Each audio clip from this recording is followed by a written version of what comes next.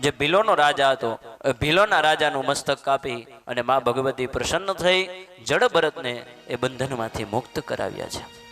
ફરી જડ ભરત તો એ પૃથ્વીની ઉપર જંગલની અંદર વિચરણ કરવા લાગ્યા.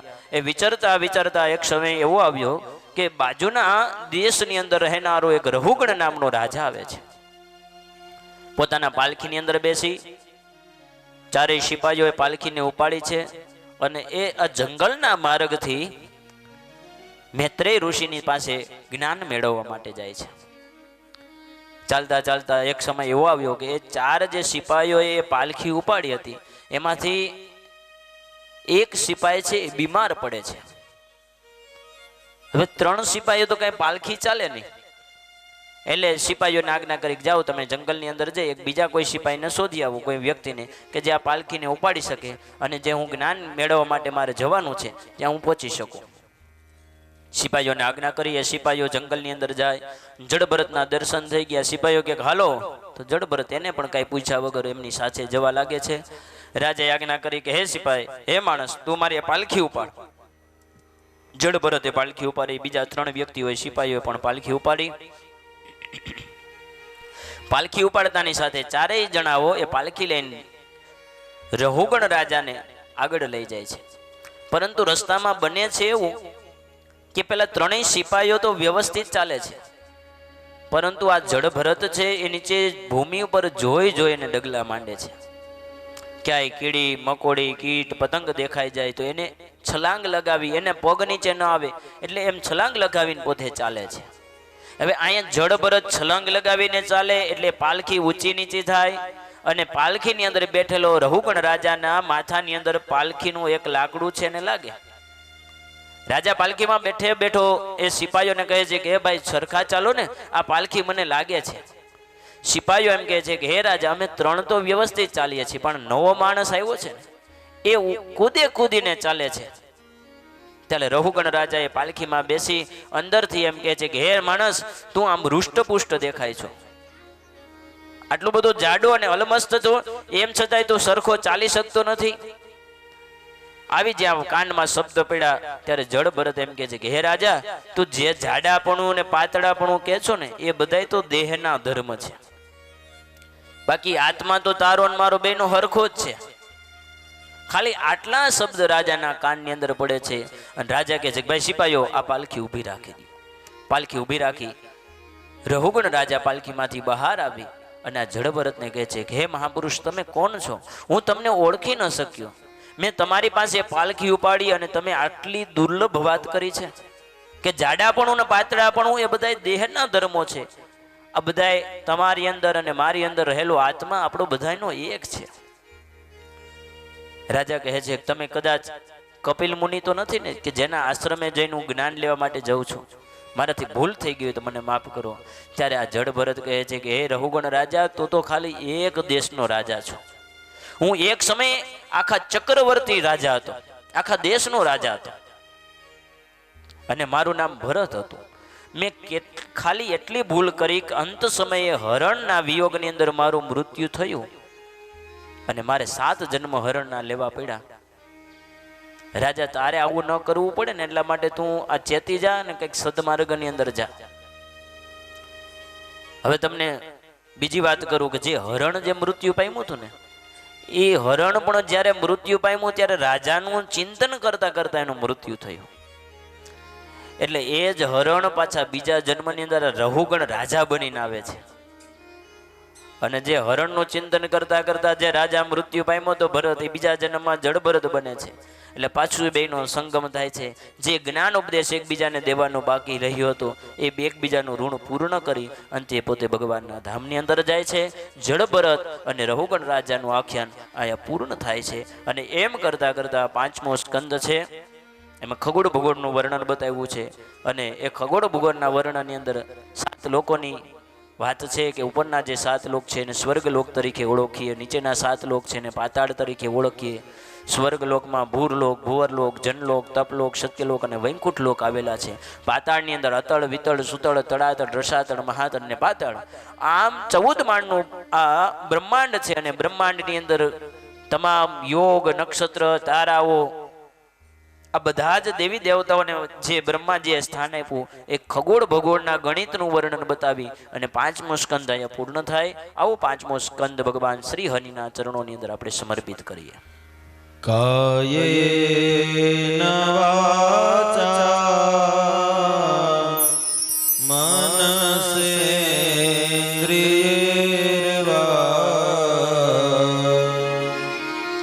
બુદ્ધ્યાત્મના વા પ્રકૃતિ સ્વભાવા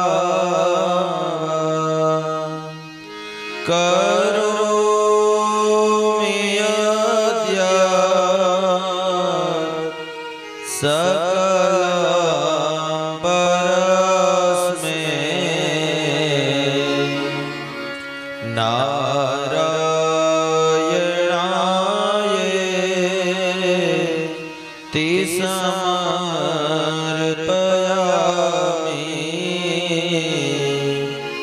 नारायणायेति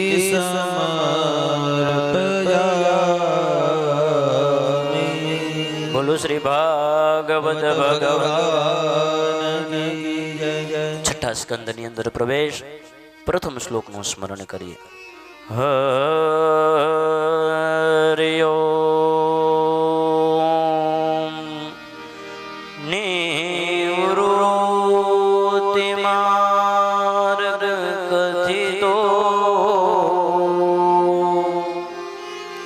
આદો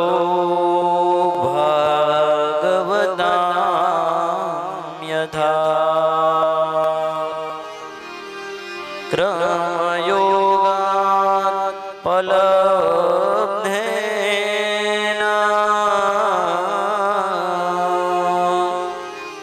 બ્રહ્મણા યદિ સંશ્રુતા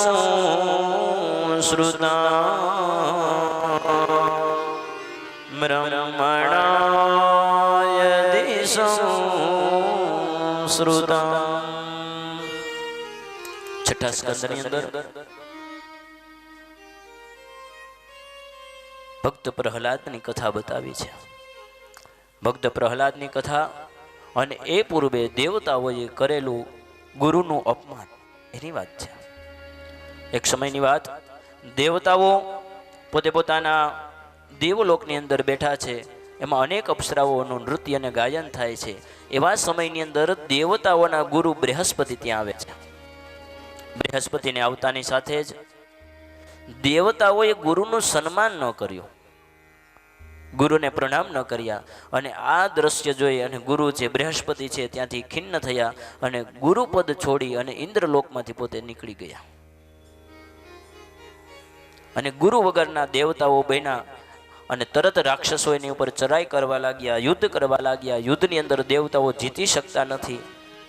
એટલે દરેક દેવતાઓ ભગવાન વિષ્ણુ શ્રી હરિની પાસે ગયા અને પ્રાર્થના કરે છે, હે શ્રી હરિ, જે મારી પાસે ગુરુ હતા એ તો ગુરુપદને છોડીને ચાલ્યા ગયા છે. હવે અમારે શું કરવું? કારણ કે જે રાક્ષસો ચડાઈ કરે છે એ ગુરુ વગર એ સિદ્ધ થઈ શકે નહીં.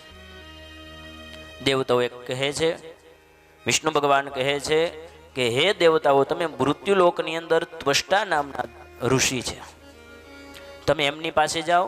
એ ત્વષ્ટા ઋષિના દીકરા એનું નામ છે વિશ્વરૂપ. આ વિશ્વરૂપને ગુરુ બનાવવા યોગ્ય છે. દરેક દેવતાઓ છે એ ત્વષ્ટાની પાસે વિશ્વરૂપની પાસે આવે અને વિશ્વરૂપને પ્રાર્થના કરે છે કે ભાઈ અમને શ્રી હરિએ મોકલા છે અને તમારે અમારા ગુરુ બનવાનું છે. વિશ્વરૂપ કે આમ તો મને આ ગુરુ બનવાનો કોઈ શોખ નથી, પરંતુ ભગવાને કીધું છે એટલે વાંધો નહીં, હું તમારો ગુરુ બનું. અને દૈત્યોની ઉપર વિજય મેળવવા માટે વિશ્વરૂપે નારાયણ કવચ નામના સ્તોત્રનો પાઠ દેવતાઓને આપ્યો.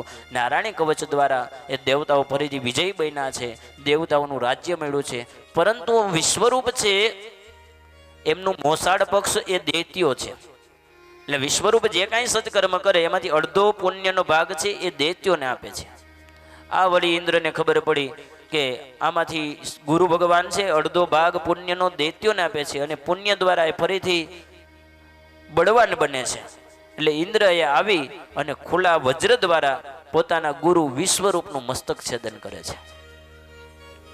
મસ્તક કાપનાની સાથે બ્રહ્મ હત્યાનો દોષ છે ઇન્દ્રને લાગે છે.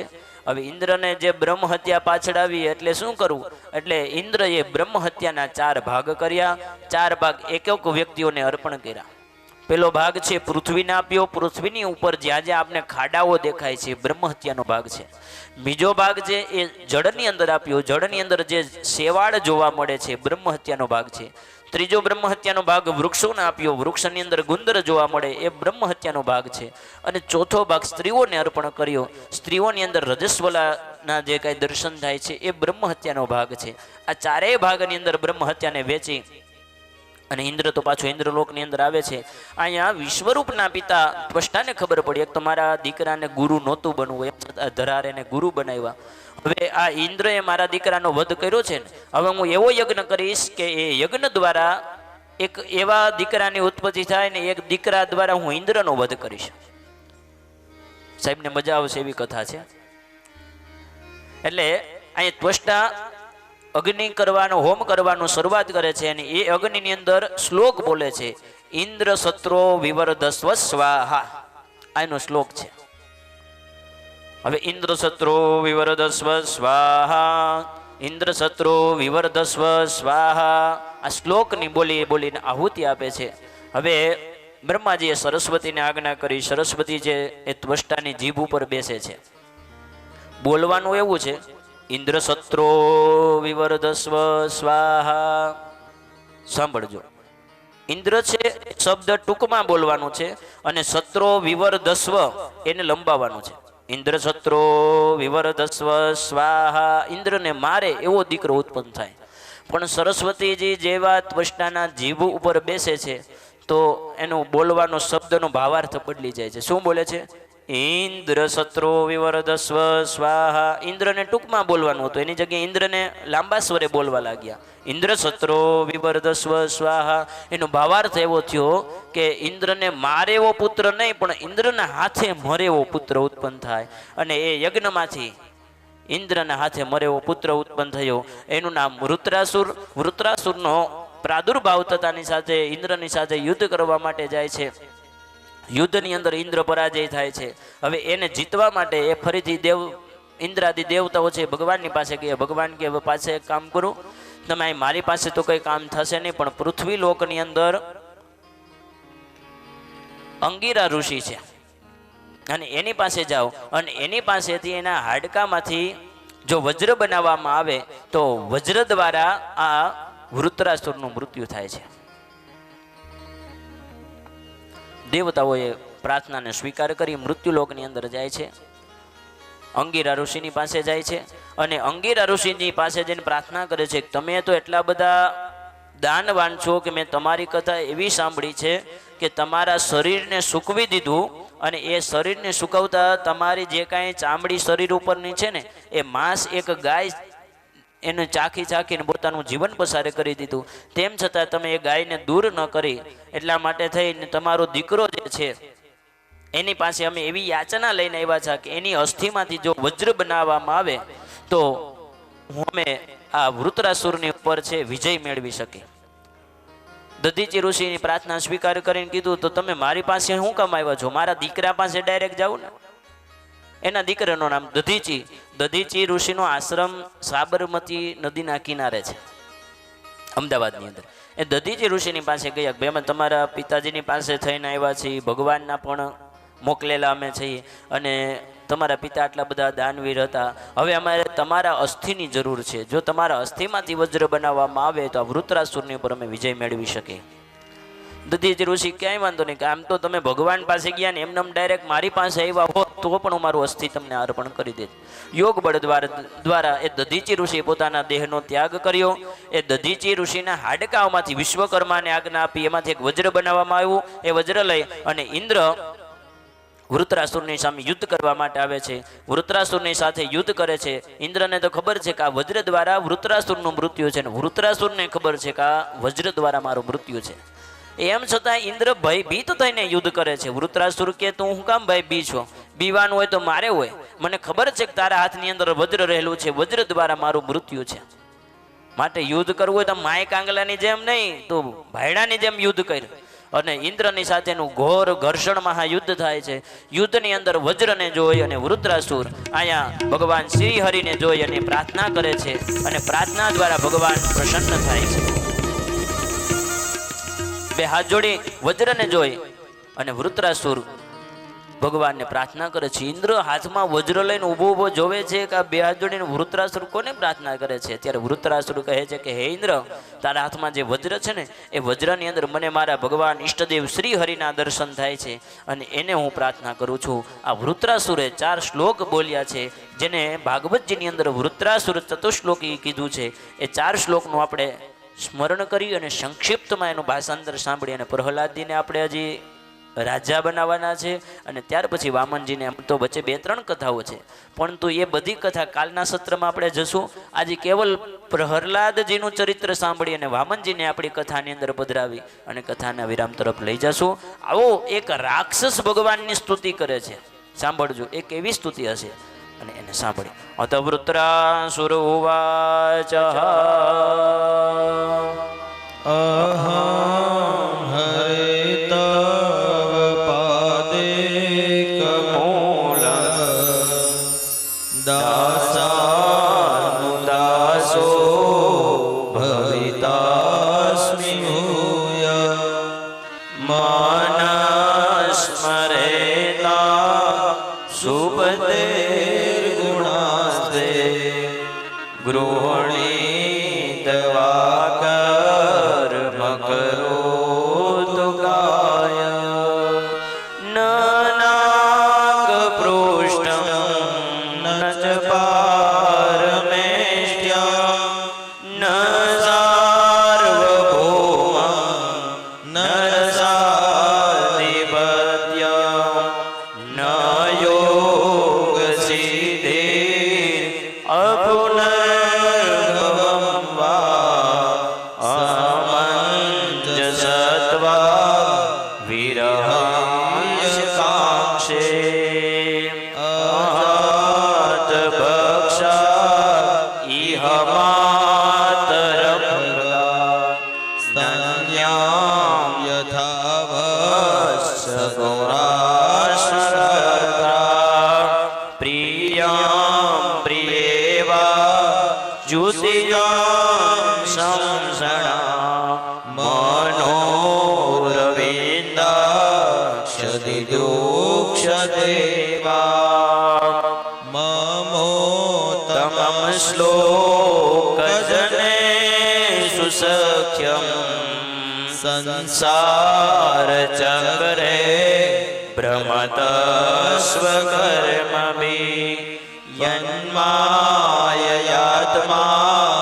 નમધારગે સત્યસ્ય તીર્થસ્ય નાથસ્મૂનામ. વૃત્રાસુરે 4 શ્લોકની અંદર ભગવાન પ્રાર્થના કરી. શ્લોકની અંદર કહે છે કે હે ભગવાન, આ વજ્રની અંદર મને તમારા દર્શન થાય છે એટલે મને એમાં જરીકે એવો યોગ નથી કે મારું અપમૃત્યુ થાય, મારે નરકમાં જવું પડે. અને એમ છતાંય ભગવાન કદાચ તમે મને નરક આપો ને તોય મારા માટે મને સ્વીકાર છે. કેમ તો કે હું નરકમાં લઈને પણ તમારી ભક્તિ કરીશ. મારે મોક્ષ નથી. નનાક પૃષ્ઠમ ન ચ પારમેષ્ટ્યમ ન સાર્વભૌમમ ન રસાધિપત્યમ. મારે રાજા નથી થવું, મારે રાજમહેલમાં નથી રહેવું, મારે સાર્વભૌમ નથી જોતું, કેવલ તમારું શરણ જોઈએ છે. યોગ ચક્રે ભ્રમિતસ્વ કર્મભી. જેમ માળાની અંદર રહેલી ચકલીનું બચ્ચું અને એ ચકલી જેમ ચણ વીણવા માટે જાય અને એના બચ્ચા જેમ માને જોવા માટે લાલાયિત થાય, એમ ભગવાન હું તમારા લોકમાં આવવા માટે લાલાયિત થાઉં છું. ભગવાન મને તમારા શરણોની મને પ્રાપ્તિ કરાવો. આવી પ્રાર્થના સાંભળી અહીંયા પરીક્ષિત રાજા સુખદેવજીને કહે છે કે હે ભગવાન, આ એક દૈત્ય હોવા છતાંય આવી ભગવાનની પ્રાર્થના કરી, એનું કારણ શું? સુખદેવજી કહે છે કે હે પરીક્ષિત રાજા, આ પૂર્વ જન્મની અંદર ચિત્રકેતુ નામનો રાજા હતો અને રાજા સતદ્યુત્યાદિ 1 કરોડ રાણીઓ હતી, પણ એમને ત્યાં સંતાન નહોતું અને સંતાનની અંદર એનો મોહ હતો. એક સમયે ભગવાન પ્રસન્ન થઈ અને સંતાનની પ્રાપ્તિ કરાવે છે. એ સંતાનનો જન્મ તો થયો, પણ બીજી 1 કરોડ રાણીઓ હતો એમાંથી એક રાણીને ત્યાં સંતાન થયું એટલે બીજીને એમ થયું કે અમારું માન ઘટી જશે એટલે બીજી રાણીએ ભેગું થઈ એ દીકરાને ઝેર ખવડાવીને મારી નાખે છે. પછી એના વિયોગની અંદર ખૂબ દુઃખી થાય છે અને એ દુઃખી રાજા કૈલાસની અંદર જઈને ભગવાન શિવજીને પ્રણામ કરવા માટે જાય ત્યારે નંદી આદિ ગણો છે, પરંતુ શિવજી મહારાજ પોતાના ખોળાની અંદર પાર્વતીજીને બેસાડી અને એ સંતો ઋષિઓને જ્ઞાન ઉપદેશ કરે. આ દ્રશ્યને જોઈ અને ચિત્રકેતુ રાજા શિવજીને આમ તેમ કહેવા લાગ્યો. ત્યારે શિવજી તો કાંઈ ન બોલ્યા કે ભાઈ તમે એક તો જ્ઞાનનો ઉપદેશ કરો છો ને ખોડામાં સ્ત્રીને બેહાડી છે, તો આ કેવું જ્ઞાન તમે આપો છો? શિવજી કંઈ ન બોલ્યા, પણ પાર્વતીજીએ કીધું કે હે દીકરા, તે રાક્ષસ જેવો વિચાર કર્યો છે, તારામાં દેહ ધર્મ હજી છે, એટલા માટે હું તને એવો શ્રાપ આપું છું કે તું રાક્ષસ કુળમાં જન્મ લઈશ. એટલા માટે એનો બીજો જન્મ વૃત્રાસુર તરીકે પોતે જન્મે છે. અંતકાલે ચતુશ્લોકી દ્વારા ભગવાનની પ્રાર્થના કરી અને પોતે ભગવાનના ધામમાં જાય છે. આમ કરતાની સાથે 7મો સ્કંદ છે એ પૂર્ણ બતાવી ભગવાન શ્રી હરિના ચરણોમાં સમર્પિત અને પછી 7મા સ્કંદની અંદર જઈશું. કાયેન વાચા મનસેન્દ્રિયૈર્વા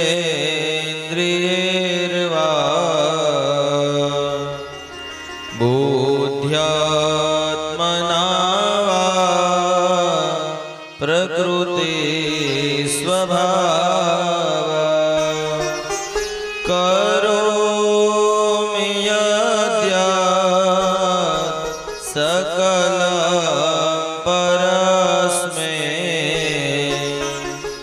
નારાયણાયેતિ સમર્પયામિ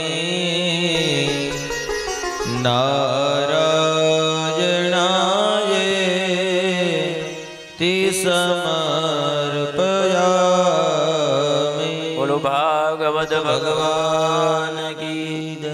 7મા સ્કંધની અંદર પ્રહલાદ ચરિત્ર બતાવ્યું છે.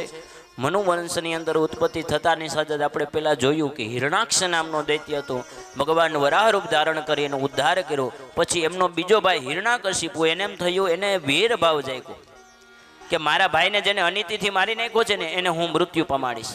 એટલે હિરણાક્ષ છે હિરણ્યકશિપુ હવે ભગવાનની સાથે યુદ્ધ કરવા માટે જાય એ પૂર્વે એ તપ કરવાનું મનની અંદર સંકલ્પ કરે છે. પોતાની પત્ની કયાદુ અને કયાદુને એમ કહે છે કે ભાઈ મને તું આજ્ઞા આપ કે મારે જંગલમાં જઈને તપ કરું, ભગવાનને પ્રસન્ન કરું ને હું અમર બનું.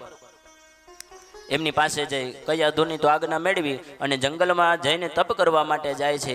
પરંતુ બન્યું એવું કે એ ભગવાનનો શત્રુ છે, એમ છતાં ભગવાને એવી લીલા કરી કે જે જગ્યા ઉપર બેસીને તપ કરવાની શરૂઆત કરે, ઝાડવાની ઉપર એક પોપટ, અને પોપટ ભગવાનનું નામ સ્મરણ કરે, નારાયણ નારાયણ બોલે. હવે આ જોઈ હિરણાકશિપુ છે પાછો આવી જાય છે. કેમ તો કે હજી તપની શરૂઆત કરવું એની પહેલા શત્રુનું નામ, એટલે પાછો આવી જાય, પોતાના ઘરે આવે છે. અને પોતાની પત્નીએ કીધું કે ભાઈ કેમ તમે પાછા આવી ગયા, ભગવાન પ્રસન્ન થઈ ગયા? તો કે ના પ્રસન્ન નથી થયા, પણ જંગલની અંદર હું જ્યાં જપ કરવા માટે જાઉં એવામાં એક પોપટ નારાયણ નારાયણ બોલે છે. કથા બહુ સમજવા જેવી છે, પણ સમયના અભાવે થોડીક આપણે ટૂંકમાં લઈ સમજવાનું કોશિશ કરજો. કયાદુને મનમાં એમ થયું કે આમાં કંઈક ભગવાનનો સંકેત છે. મારો ધણી કોઈ દી ભગવાનનું નામ લે ને એની જગ્યાએ જે નારાયણ નારાયણ તો બોલે છે, ભલે એમ ભગવાનનું એનું ધ્યાન નથી, સ્મરણ નથી એમાં, પણ શત્રુ કે વેર ભાવે ભગવાનનું નામ લે છે. એટલે કયાદુએ જમવાનું પીરસું ને એમ કહ્યું કે તમે પતિદેવ એમ કહો છો કંઈક પોપટ બોલતો તો હું બોલતો હતો? તો કે નારાયણ નારાયણ બોલતો હતો. હોય કોઈ દી કે કોઈ દી ન બોલે? તો કે આ દેવી નારાયણ નારાયણ બોલતો હતો. એને જમાડ્યું, જમાડીને વળી એને પવન નાખતા નાખતા કે સ્વામી તમે કંઈક કહેતા હતા કે જંગલમાં પોપટ કાંઈ બોલ્યું? તો કે હા કે દેવી નારાયણ નારાયણ બોલું. આમ કરતા કરતા 108 વખત કયાદુએ હિરણાકશિપુની પાસે નારાયણ મંત્રનો જપ કર્યો અને એ જપ દ્વારા કયાદુના ગર્ભની અંદર રહેલા બાળક એને નારાયણ નામની દીક્ષા પ્રાપ્ત થઈ. હિરણાકશિપુ તો તપ કરવા માટે જાય છે. એવા સમયની અંદર આ કયાદુને એકલી જોયેલી જણાય અને દેવતાઓએ કયાદુને લઈ જાય છે. કેમ તો કે આના ગર્ભની અંદર જે બાળક છે એ જન્મશે તો એ યુદ્ધ કરશે ને વરી અમને પરાજય કરશે, એના કરતાં આના બાળકનો હું નાશ કરી દઉં. ઇન્દ્રાદી દેવતાઓ કયાદુને લઈ જાય. નારદ મુનિ રસ્તામાં મળે કે એક દેવતાઓ ચિંતા કરોમાં, એના ગર્ભમાં જે બાળક છે એ દૈત્ય નહીં પણ ભગવાનનો ભગત છે, માટે તમે એને છોડી દો. નારદ મુનિ એની સાથે કયાદુને લઈ જાય છે, પોતાના આશ્રમમાં રાખી રોજ સત્સંગની વાતો એ સાંભળીએ દીકરો ભગવાનનો ભક્ત બને છે. અહીંના હિરણાકશિપુ છે ભગવાનનું જપ તપ કરે ને એક સમયે ભગવાન બ્રહ્માજી પ્રસન્ન થયા અને કહ્યું કે માલિક હિરણાકશિપુ તારે શું જોઈ છે? તો કે ભગવાન મને અમર બનાવી દો. બ્રહ્માજી કે ના ના ભાઈ રહેવા દે, મારી પાસે નથી. કેમ? તો કે હું 100 વર્ષ મારા પૂરા થાય એટલે હું મૃત્યુ પામવાનો, આમાં તને ક્યાં અમર બનાવું? બીજું કાંઈ માગ? તો કે તો હાલો બીજું માગું. તમે એક કામ કરો, નોટ અને બોલપેન લઈ લ્યો. એટલે હિરણાકશિપુ માગવા માંડ્યો કે હે બ્રહ્માજી, તમે મારી ઉપર રાજી થયા હોય તો હું સવારે ન મળું, રાતે ન મળું, બપોરે ન મળું, ઘરમાં ન મળું, ઘરની બહારે ન મળું, લીલાથી ન મળું, સૂકાથી ન મળું, અસ્ત્રથી ન મળું, શસ્ત્રથી ન મળું, દેવોથી ન મળું, દાન, આ બધું ખબર જ છે ને આપણે. દેવોથી ન મળું, દાનોથી ન મળું, ઘરની અંદર ન મરું, ઘરની બહારે ન મરું, અને ભગવાન બ્રહ્માજી તમે આપે બનાવેલી સૃષ્ટિના કોઈ પણ વ્યક્તિથી ન મરું. બ્રહ્માજી કે હવે આમાં કાંઈ બાકી છે? પછી કહેતો નહીં, સહી થઈ ગયા પછી એમાં કાંઈ બીજું એડ નહીં થાય. તો કે ના ના તમે તાર સહી કરી દો. બ્રહ્માજીએ સહી કરી દીધી.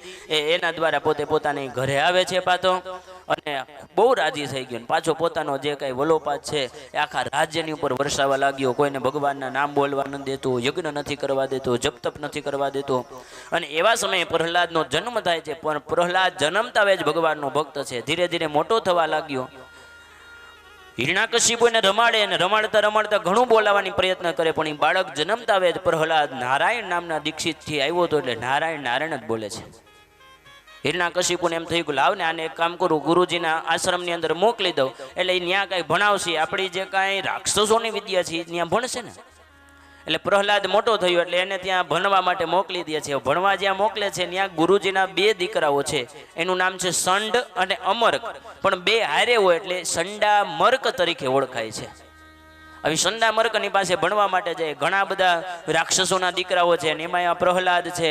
પ્રહલાદને ભણાવવા માટે કોશિશ કરે છે, પણ પ્રહલાદ કાંઈ ભણતા જ નથી, કેવળ નારાયણ મંત્રનો જપ કરે છે. ઓમ નમો ભગવતે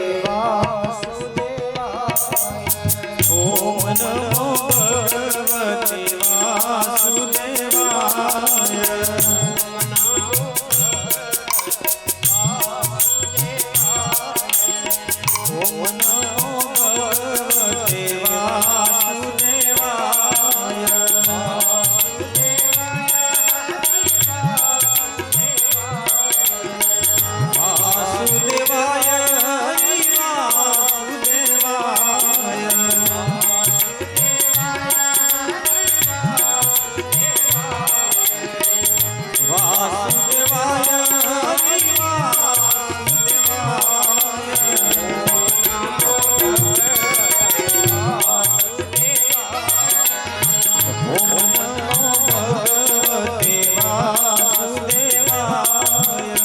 શિષ્યોને આ મંત્રનો જપ કરાવે છે.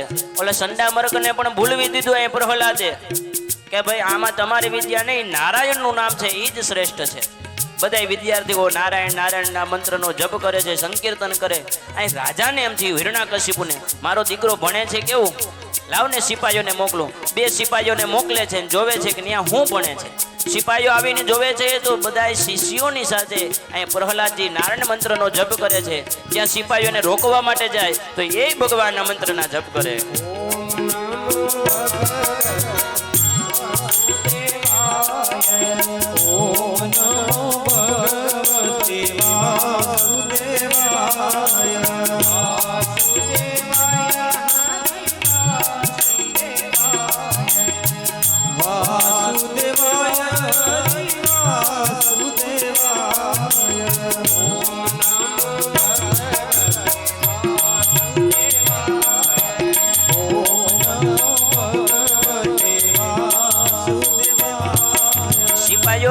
જેવો પ્રહલાદને રોકવાનો સ્પર્શ કરે છે, પણ સિપાહીઓ ભગવાનના મંત્રના જપ કરવા લાગે છે. કેમ? તો કે એની અંદર હજી અંદરનો પાવર જાગૃત હતો.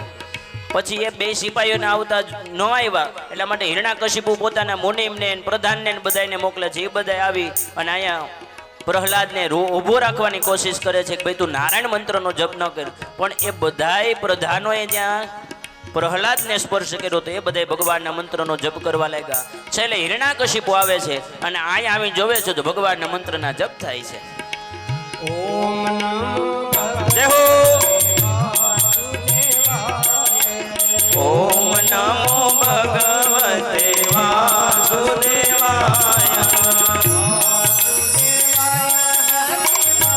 दोनों हाथ उठा के वासुदेवाय વાસુદેવાય હરિ વાસુદેવાય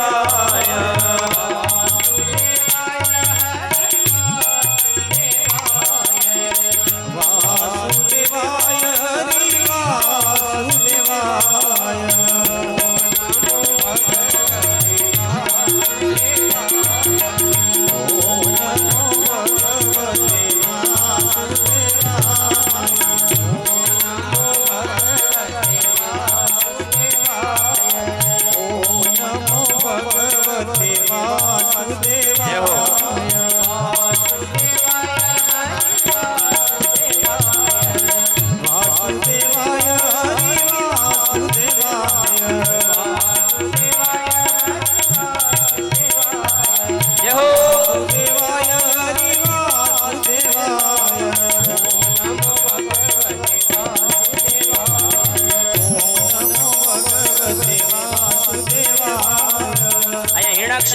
હિરણાકશિપુ અને બધાને રોકવાની કોશિશ કરે છે. ઊભા ઊભા બહુ ચીરો રાડો પાડે છે અને તોય પણ કોઈનું સાંભળતા નથી. બધાય પ્રધાન ને સિપાહીઓ ને પ્રહલાદ ને સંડામર્ક ને દરેક રાજાઓના દીકરાઓ બધાય એક જ તાલમાં ઓમ નમો ભગવતે વાસુદેવાય, ઓમ નમો ભગવતે વાસુદેવાય. અહીં રાજા ક્રોધે ભરાયો છે હિરણાકશિપુ, પણ કોઈ વાતે શાંત થતા નથી.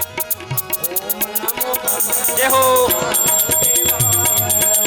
નમો ભગવતે વાસુદેવાય નમો ભગવતે વાસુદેવાય ઓમ નમો ભગવતે વાસુદેવાય વાસુદેવાય હરિ વાસુદેવાય હરિ વાસુદેવાય વાસુદેવાય હરિ વાસુદેવાય હરિ વાસુદેવાય ઓમ નમો ભગવતે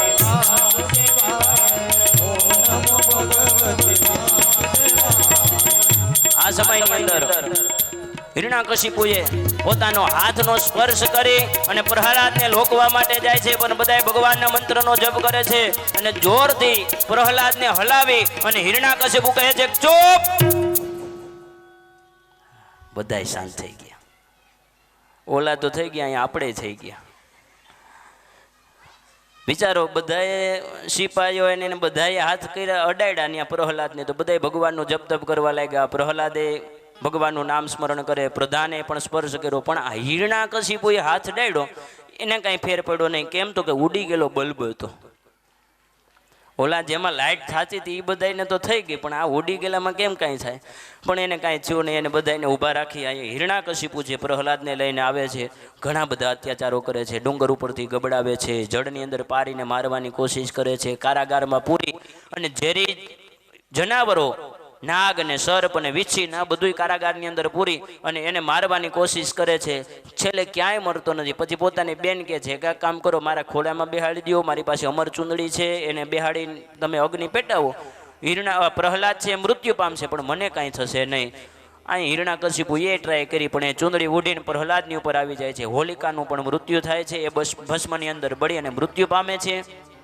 ધીરે ધીરે કરતા હિરણાકશિપુનો ક્રોધ બહુ વધે છે અને પોતાના રાજમહેલની અંદર એક લોખંડનો થાંભલો તપાવી અને હિરણાકશિપુએ પ્રહલાદને બોલાવીને કીધું કે હે પ્રહલાદ, તું એમ કહેજો ને મારા ભગવાન બધે છે. આ થાંભલો જોજો ને, આમાં થાંભલામાં તને તારા ભગવાન દેખાય છે. ઘડીક વાર તો નાનું બાળક શું થાય એ ધગધગતા થાંભલાને જોઈ અને થોડોક ભયભીત થયો, પણ જ્યાં થાંભલાની ઉપર જોઈ ત્યાં ભગવાન શ્રી હરિએ લીલા કરી. એ ધગધગતા થાંભલાઓની કીડીઓની લાઈન થતી જોઈને મનમાં વિચાર કર્યો, કીડીઓને જો ભગવાન બચાવે તો મને બચાવશે. એટલે પોતાના પિતાને કહે છે પ્રહલાદ કે હા પિતાજી, મને આ થાંભલામાં મને મારા ભગવાન દેખાય છે. તો કે ભર બાત. અને જ્યાં પ્રહલાદ એ થાંભલાને બાથ ભરવા માટે જાય, થાંભલો ફાટી અને એનામાંથી ભગવાન નૃસિંહ ભગવાન પ્રગટ થાય છે. નૃસિંહ ભગવાન પ્રગટ થઈ સિંહોના નાદ સાથે સ્વર સાથે પોતે ક્રોધાયમાન થયા. હિરણાકશિપુને લઈ અને ઉંબરાની અંદર બેસી પોતાના પગની ઉપર હિરણાકશિપુને સુવડાવે છે અને કહે છે જો આ સવાર છે કે બપોર છે, ઘર છે કે ઘરની બહાર છો, અમારા હાથમાં અસ્ત્ર કે શસ્ત્ર છે, કાંઈ છે નહીં. સાંજનો સમય હતો. હિરણાકશિપુના આંતર ફાડી નરસિંહ ભગવાને પોતાના આંતરો પોતાના ગળાની અંદર પહેરી અને પોતાના ભક્ત પ્રહલાદને બચાવે છે. બોલો શ્રી નરસિંહ ભગવાન. દરેક દેવતાઓ નરસિંહ ભગવાનને શાંત કરવાની કોશિશ કરે છે પણ કોઈ નથી. નરસિંહ ભગવાન શાંત થતા નથી. દેવી લક્ષ્મીજીને બધા દેવતાઓએ જઈને કીધું કે એક કામ કરો, આવા ભગવાનને તો અમે નથી જોયા કે જેનું મુખ છે સિંહનું છે, શરીર છે એ મનુષ્યનું છે, હવે આને શાંત કોણ કરે? ત્યારે લક્ષ્મીજી પણ એ ભગવાનના સ્વરૂપને જોઈ ભયભીત થઈ ગયા અને બધાએ દેવતાઓએ કીધું કે હવે એક કામ કરીએ કે જેના માટે થઈને ભગવાન આવ્યા છે, જો એને ભગવાન મનાવે ને તો ભગવાન શાંત થાય. અને ભક્ત પ્રહલાદ શ્રી હરિની પાસે ધ્રુજતો આવું સ્વરૂપ જોઈને ભગવાનને પ્રાર્થના કરે છે. પ્રાર્થના સાંભળી ભગવાન શાંત થયા. પોતાના ખોળાની અંદર એ પ્રહલાદને બેસાડી અને પોતાની જીભ વડે દીકરાને ચાખવા લાગ્યા અને આશીર્વાદ આપી અને ભગવાને આ રાક્ષસનો ઉદ્ધાર કરી ભક્ત પ્રહલાદને રાજ્ય અર્પણ કર્યું. અંતે પ્રહલાદ ચરિત્ર છે અહીંયા પૂર્ણ બતાવ્યું. અને 7મા સ્કંદની અંદર હવે જ્યાં બલિરાજા છે એ યજ્ઞ કરે છે એમની કથાની અંદર આપણે પહોંચવું છે. એટલે એ કથાની અંદર નરસિંહ ભગવાનના જન્મ દ્વારા દરેક દેવતાઓની રક્ષા ભગવાને કરી છે. અને રક્ષા કરતાની સાથે અહીંયા બલિરાજા છે એ ભૃગુ કચ્છની અંદર વિશ્વજીત યજ્ઞ કરે છે. વિશ્વજીત યજ્ઞ એટલે કે એની અંદર 100 અશ્વમેઘ યજ્ઞ કરવામાં આવે એટલે પોતે ઇન્દ્રાસનનો અધિકારી બને. અને આ જો 100 અશ્વમેઘ યજ્ઞ પૂર્ણ થઈ જાય તો ઇન્દ્રાસન છે આ બલિરાજાની પાસે આવે. હવે શું કરવું? અહીં બલિરાજા યજ્ઞ કરવા લાગ્યા છે. એક પછી બીજો યજ્ઞ થાય, બીજો યજ્ઞ પૂર્ણ થઈને ત્રીજો યજ્ઞ થાય. આમ ઘણા ખરા યજ્ઞો પૂર્ણ થયા. અહીંયા ઇન્દ્રાદિ દેવતાઓને મનમાં ભય લાગવા લાગ્યો, જો ઇન્દ્રાસન અમારી પાસે જતું રહેશે તો શું કરશું? કશ્યપ ઋષિની પાસે આવે છે અને અદિતિને પ્રાર્થના કરે છે. અને એના દ્વારા માં ભગવતી અદિતિએ પયોવ્રત ધારણ કરે છે. હવે પયોવ્રતમાં એવું થયું કે એક દિવસે એઠા મોઢે માતાજી સૂઈ ગયા અને એના ગર્ભની અંદર ઇન્દ્ર જાય છે, એના ગર્ભના ટુકડાઓ કરે છે. 7 ટુકડા કર્યા પણ એ ગર્ભ નાશ પામતો નથી. પછી 7 ટુકડાના બીજા 7 ટુકડા કર્યા, એમ 49 ટુકડા થયા. એમ છતાં એ ગર્ભ મૃત્યુ પામ્યો નહીં. એમાંથી 49 પ્રકારના જીવોની ઉત્પત્તિ થઈ. એને આપણું શાસ્ત્ર 49 પ્રકારના મરુદગણ એટલે કે વાયુ કહે છે. પછી ઇન્દ્ર ત્યાંથી બહાર આવ્યો. પાછું માં ભગવતી બીજું ફરીથી વ્રત કરે છે અને એના દ્વારા વામનજીનું પ્રાગટ્ય થાય છે. અહીંયા બલિરાજા 99 મેઘ યજ્ઞ છે એ પૂર્ણ કરે છે અને એનું ઇન્દ્રાસન ઇન્દ્રાદિ દેવતાઓનું જાય નહીં એટલા માટે વામનજીનું પ્રાગટ્ય થાય છે. વામનજીનું પ્રાગટ્ય થતાની સાથે માં સરસ્વતી આવી અને એને વીણા આપે છે. બ્રહ્માજી આવી એને વેદો આપે છે. નારદજીને યજ્ઞોપવિત ધારણ કરાવે છે. મુંજની માળા આપે છે અમુક દેવતાઓ આવી અને કમંડળ હાથમાં આપે છે. આમ 1-2 વસ્તુ વામનજીને બધા દેવતાઓએ પોતપોતાની પાસે જે કાંઈ છે એ બધું અર્પણ કરે છે. અને અહીંયા બલિરાજા યજ્ઞ કરે છે. યજ્ઞ જો ઊભો રહે અને 100 યજ્ઞ પૂર્ણ ન થાય તો જ ઇન્દ્રાસન એમનેમ જળવાઈ રહે. હવે ઇન્દ્રાદિ દેવતાઓ આપણે ઘણી બધી જગ્યાએ એવું જોયું છે કે આ દેવતાઓ છે ને એ મનમાં લોભી છે. દરેકને મારવા માટે એને જ્યાં દૈત્યોનો જન્મ થાય એટલે પોતાના મનમાં ભય લાગવા માંડે અને એને મારવા માટે થઈને જે કાંઈ અનીતિ કરવી પડી બધી ઇન્દ્રાદિ દેવતાઓ કરતા હતા. એમ છતાંય ભગવાન છે ઇન્દ્રોનો દેવતાઓનો પક્ષ લેતા હતા. કેમ તો કે ઇન્દ્રાદિ દેવતાઓ છે એ સદગુણો છે અને રાક્ષસો છે એ દુર્ગુણો છે. જો દુર્ગણોનું રાજ્ય થાય તો આખી પ્રજા છે બધી દુર્ગણી બને. એ ન બને એટલા માટે ઇન્દ્રાદિ દેવતાઓનો સાથ ભગવાન આપે છે. અને ઇન્દ્ર છે એ કોઈ વ્યક્તિનું નામ નથી. કોઈ ત્યાં બેઠે જે સીટ ઉપર બેસે એ વ્યક્તિને ઇન્દ્ર કહેવામાં આવે છે. જે 100 અશ્વમેઘ યજ્ઞ કરે એ ઇન્દ્રાસનનો અધિકારી બને. જે મુખ્યમંત્રી આપણા દેશમાં હોય તો મુખ્યમંત્રી કોઈ વ્યક્તિનું નામ છે?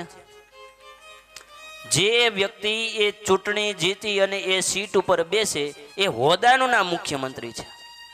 જે હોદ્દા ઉપર પ્રધાનમંત્રી બેસે એ હોદ્દાનું નામ પ્રધાનમંત્રી છે. એ વ્યક્તિનું નામ પ્રધાનમંત્રી નથી. બસ એ જ રીતે જે સ્થાન ઉપર એ ઇન્દ્ર બેસે એ ઇન્દ્રાસનનું નામ ઇન્દ્ર છે. જે પોતાના જીવનની અંદર પુણ્યનો ઉદય થાય એ ઇન્દ્રાસનનો અધિકારી બને. અત્યારે પુરંદર નામનો રાજા છે, ઇન્દ્ર બન્યો છે, એટલા માટે પુરંદર નામના વ્યક્તિનું નામ ઇન્દ્ર છે. અહીંયા વામનજી ધીરે ધીરે પગના ડગલા માંડતા ગળાની અંદર માળા પહેરી છે, વેદોને હાથમાં લઈ, જોડી હાથમાં લઈ, જારી હાથમાં લઈ અને પોતે ભૃગુ કચ્છની ઉપર પગલા ડગલા માંડે છે. વિષ્ણુ વામન થઈ ચાલ્યા રે, વિષ્ણુ વામન થઈ ચાલ્યા રે,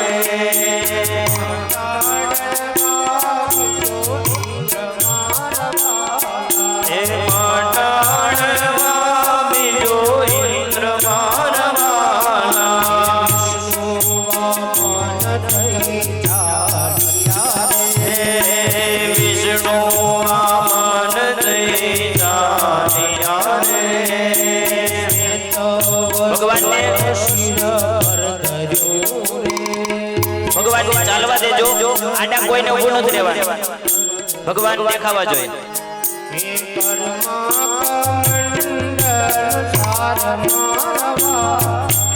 ઘરમાં કમંડળ સાર મારવાલા, વિષ્ણુ વામન થઈ ચાલ્યા રે. વિષ્ણુ વામન થઈ ચાલ્યા રે.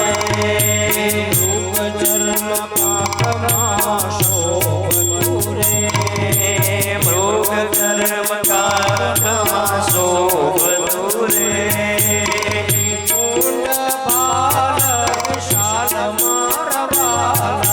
ત્રિપુંડ બાલ વિશાલ મારવાલા, વિષ્ણુ વામન થઈ ચાલ્યા રે. વાલા વિષ્ણુ વામન થઈ ચાલ્યા રે. ગર્ભવાલ જગાવતા રે. ગર્ભવાલ જગાવતા રે. યજ્ઞો અમિતના દાન મારવાલા, યજ્ઞો અમિતના દાન મારવાલા, વિષ્ણુ વામન થઈ ચાલ્યા રે. વિષ્ણુ વામન થઈ ચાલ્યા રે.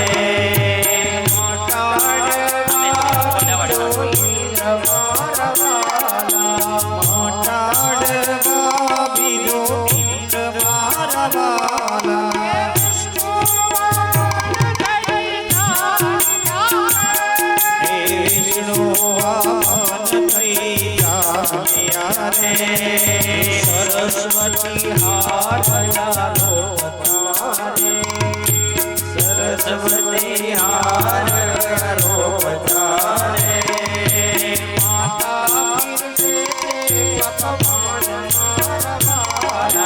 માતા પીરસે પકવાન મારવાલા, વિષ્ણુ વામન થઈ ચાલ્યા રે. વિષ્ણુ વામન થઈ ચાલ્યા રે. વામનજી ધીરે ધીરે ચાલતા ચાલતા એ ભૃગુ કચ્છની અંદર આવે છે. ભૃગુ કચ્છની અંદર યજ્ઞો થાય છે. યજ્ઞોની અંદર ઓમ ઇન્દ્રાય સ્વાહા, અગ્નયે સ્વાહા, સોમાય સ્વાહા આવા મંત્રોથી આહુતિ અપાય છે. અને એવામાં વામનજી આવીને એમ કે છે કે તમારા રાજાને કયો મારે દક્ષિણા જોઈએ છે. સિપાહીઓએ કીધું કે તમારે જોઈ કયો ને અમે તમને આપી દઈએ. આ વામનજી કે તમારા હાથે નહીં, મારે તો રાજાના હાથે જોઈએ છે. બધા એને રોકવાની ખૂબ કોશિશ કરે છે, પરંતુ કોઈનાથી રોકાતા નથી. બલિરાજાને એમ થયું લાવો ને હું આપવા માટે જાઉં. બલિરાજા દાન આપવા માટે આવે, એની સાથે શુક્રાચાર્યજી આવે છે. અને બલિરાજાને આ વામનજી કહે છે કે વામનજી મારે 3 ડગલા પૃથ્વી જોઈએ છે. જો તમે મારી ઉપર પ્રસન્ન હોય ને બ્રાહ્મણને દક્ષિણા આપવા માંગતા હોય તો મારે 3 ડગલા પૃથ્વી જોઈએ છે. બલિરાજા હસવા લાગ્યા કે હે બ્રહ્મ બાળક, તમે એક તો નાના, તમારા પગલા નાના, 3 ડગલામાં શું થશે? તો કે મારે ખાલી નિત્ય મારી પૂજા થાય ને એટલી જગ્યા ઉપર મારે જોઈ છે. મારી જગ્યામાં મને કોઈ ઊભા ન કરી શકવા જોઈએ, માટે મારે 3 ડગલાની પૃથ્વી જોઈએ. રાજા તો દેવા માંગતો હોય તો મારે વધારે નહીં પણ 3 જ ડગલા જોઈએ છે. રાજા આપવા માટે તૈયાર થાય. શુક્રાચાર્યજી ના પાડે છે. એક જારીની અંદર આવી અને શુક્રાચાર્યજી બેહી જાય છે, જ્યાં બલિરાજાને વામન જેમ કે છે લ્યો બલિરાજા હાથમાં જળ લઈને સંકલ્પ કરો, જો તમે મને 3 ડગલા પૃથ્વી આપતા માંગતા હોય તો. અને બલિરાજા જેવી જારી નમાવે છે પણ એમાંથી જળ નથી આવતું. એમાં દર્ભની એક સડી નાખે છે. શુક્રાચાર્યજીની આંખ ફૂટે છે, એમાંથી જળ આવે છે. અને જળ આવતાની સાથે અહીંયા વામનજી સંકલ્પ કરાવે છે કે 3 ડગલા પૃથ્વીનું અહીંયા દાન બલિરાજા બ્રહ્મ બાળકને અર્પણ કરે છે. તત્સત શ્રી કૃષ્ણ અર્પણમસ્તુ. આમ જળ મુક્તાની સાથે જોતા જોતની અંદર વામનજી વિરાટ બન્યા અને 3 ડગલા પૃથ્વી માંગવા માટે જાય. આવો આપણે પણ આપણી શક્તિ પ્રમાણે વામનજીને 3 ડગલા પૃથ્વીનું દાન કરીએ. કરુણા સિંધુ ક્યાં ચાલ્યા રે. કરુણા સિંધુ ક્યાં ચાલ્યા રે. અહીંયા બાળ સ્વરૂપની અંદર વામનજી પધાર્યા છે. વક્તાશ્રીએ પોતાના સમય પ્રમાણે યથાશક્તિ દાન કર્યું છે. તમે જ્યાં બેઠા છો ને ત્યાં ભગવાન આવશે. ઘણીવાર આપણે ભગવાન પાસે જવું પડે, પણ આજ ભગવાન તમારી પાસે આવશે. જે તમારી પાસે સમય શક્તિ હોય એ જોડીમાં દક્ષિણા પધરાવો. ન હોય તો જરૂર નથી, પગે લાખી લેજો ખાલી ભગવાનને. પણ ક્રમ છે એટલા માટે ભગવાનને મોકલવા તમારી પાસે જરૂરી છે. ભગવાન આવે છે, સૌ દર્શન કરજો, યથાશક્તિ દાન પુણ્ય અર્પણ કરજો. બે ભગવાન છે, અલગ અલગ ભાગમાં વેચી દેજો. જય હો. કરુણા સિંધુ કરુણા સિંધુ ક્યાં ચાલ્યા રે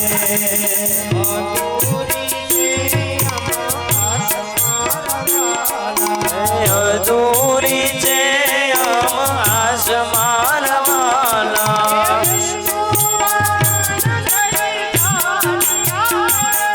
હે વિષ્ણુ આન દઈ ચાલ્યા રે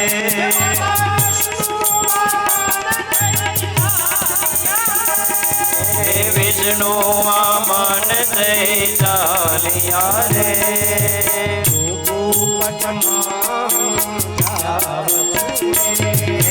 ભૃગુ કચ્છમાં હું જાવ છું રે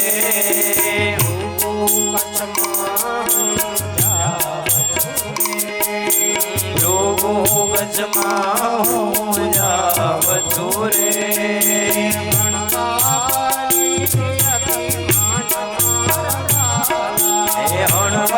હણવાલીનું વિમાન મારવાના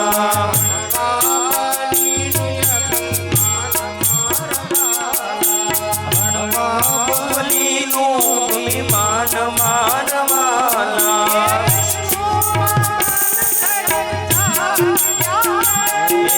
વિષ્ણુ આન દેતા રે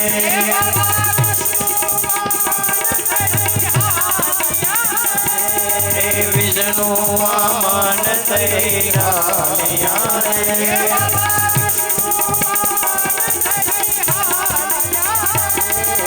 વિષ્ણુ આમન તૈયાર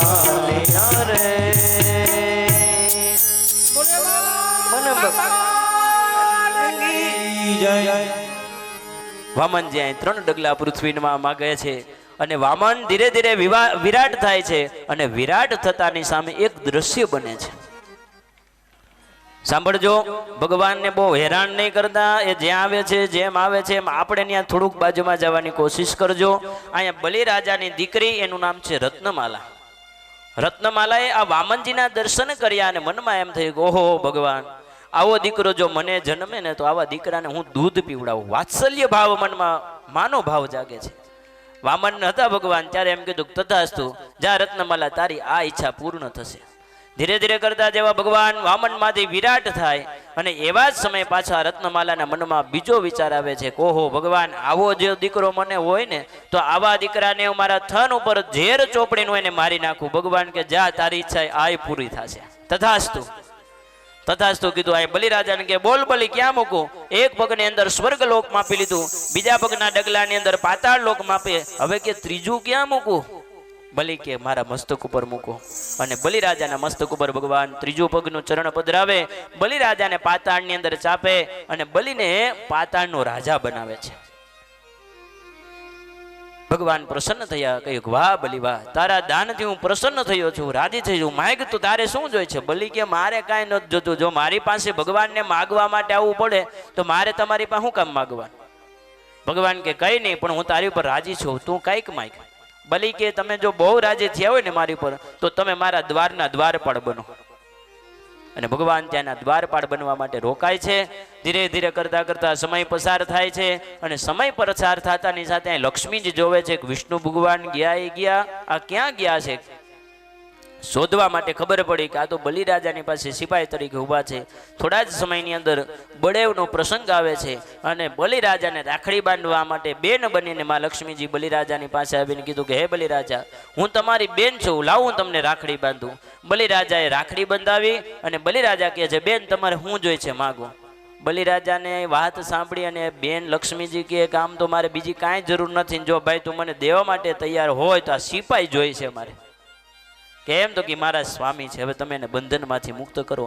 અને લક્ષ્મીજી વિષ્ણુ ભગવાનને લઈને સ્વર્ગલોકની અંદર પોતાના ધામમાં જાય છે. પણ એમ છતાંય વિષ્ણુ ભગવાન ત્યાં બલિરાજાને આશીર્વાદ આપે છે કે હે બલિ, તું મનમાં ચિંતા નહીં રાખ, તારે ત્યાં 4 મહિના અમે ત્રણેય ભગવાનનો વારો કાઢશું, તારે ત્યાં દ્વારપાળ તરીકે ઊભા રહેશું. એટલે 4 મહિના વિષ્ણુ ભગવાન જાય. દેવ સયની એકાદશીથી દેવ ઉઠી એકાદશી, આમ 4 મહિના સુધી વિષ્ણુ ભગવાન પાતાળમાં હોય. પછી 4 મહિના શિવજી જાય, પછી 4 મહિના બ્રહ્માજી થાય. આમ કરતા કરતા એ બલિરાજાનો પાટણનો રાજા બનાવ્યો, એનું સર્વસ્વ લઈ લીધું, પાછું એને જે કાંઈ લીધું એ પ્રમાણે એને પાછું પુણ્ય રૂપે આશીર્વાદ રૂપે એને પ્રાપ્ત કરાવ્યું. અને આમ વામન ચરિત્ર અહીંયા પૂર્ણ થાય છે. એ જ રીતે આપણી કથાની પણ આજનો જે સ્કંદ છે એ પૂર્ણ થાય છે. 2 મિનિટ હરિનામ સંકીર્તન કરી વામનજીની આરતી કરી અને આ સત્રને આપણે વિરામ અર્પણ કરશું. હરે રામ રામ રામ સીતા રામ રામ હરે રામ રામ રામ સીતારામ રામ રામ હરે રામ રામ રામ સીતા રામ રામ રામ હરે રામ રામ રામ સીતા રામ રામ રામ હરે રામ રામ રામ સીતા રામ રામ હરે રામ રામ રામ સીતા રામ રામ રામ હરે રામ રામ સીતા રામ રામ રામ હરે રામ રામ સીતા રામ રામ હરે રામ રામ રામ દેહો રામ રામ રામ હરે રામ રામ રામ સીતા રામ રામ રામ હરે રામ રામ રામ સીતા રામ રામ રામ હરે રામ રામ સીતા રામ રામ રામ હરે રામ રામ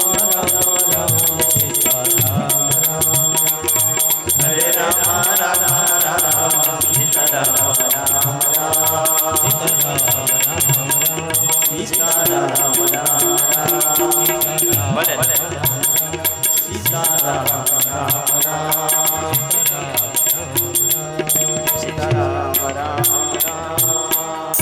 બોલો શ્રી વામન ભગવાન કી જય. આમ ખરેખર જોવો તો ખરા અમારા તનીભાઈ ઓળખાતા નથી, હાચા વામનજી ભાઈના, અને એમાંય મલકાતા પાછા. આવો હવે પરિવારજનો આગળની જે કાંઈ સૂચના હોય એ સૂચના સાંભળી અને પછી ભગવાનની આરતી અને પ્રસાદ લઈ આ સત્રને વિરામ આપીએ.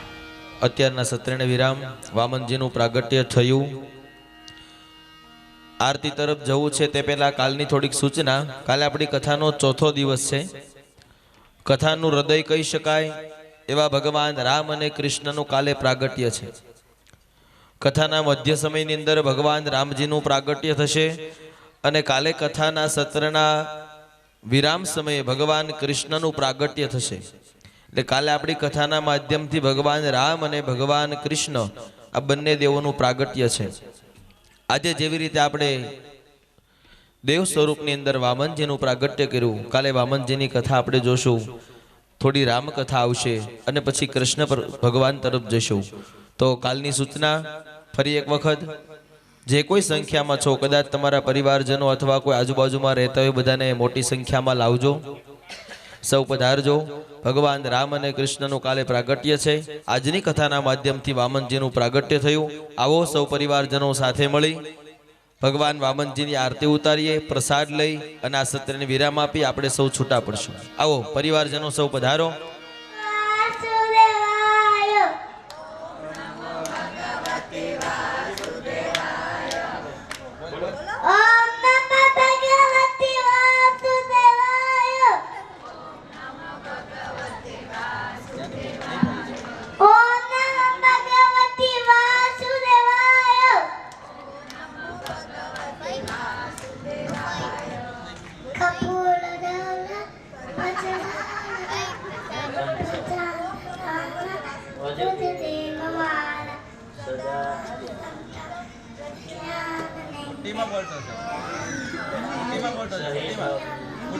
ખરેખર આ બાળકોને વધાવો, આ ઉંમરમાં આટલું બધું બોલવું.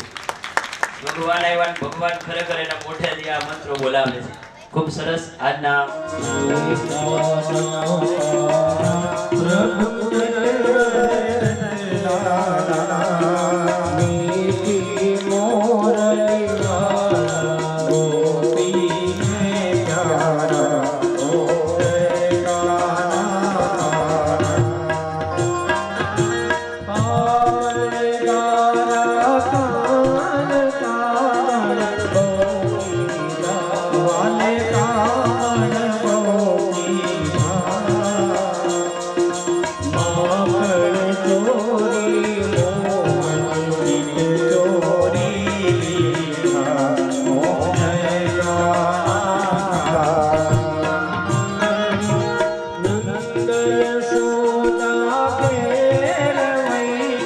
જા